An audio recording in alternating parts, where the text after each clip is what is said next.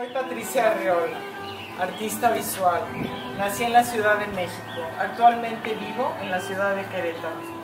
Trabajé mi grabado en el taller El Peso Doble, dirigido por el maestro Nut Pani, el cual se encuentra en la ciudad de Tequisquiapan, en el mismo estado de Querétaro.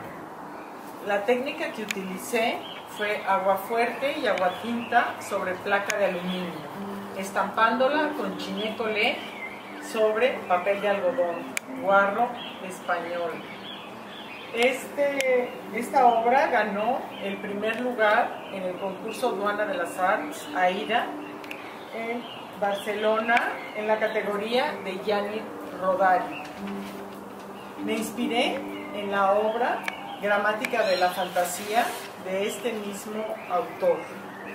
En esta él se encarga de difundir una serie de técnicas cuyo objetivo principal está centrado en el desarrollo de la creatividad en los niños.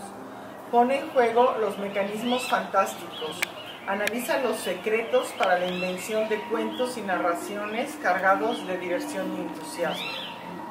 Da a la imaginación un lugar importantísimo.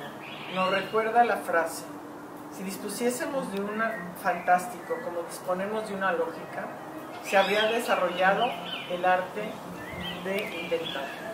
Esta idea me encantó, por ello decidí inspirarme y al realizar mi placa la realicé con un conjunto de letras, las cuales considero son los elementos de construcción de todas las palabras y con ello de las historias.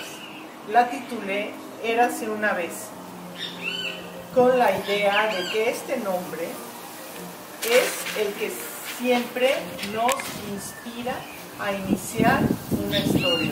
Siempre al iniciar una historia empezamos con la palabra érase una vez.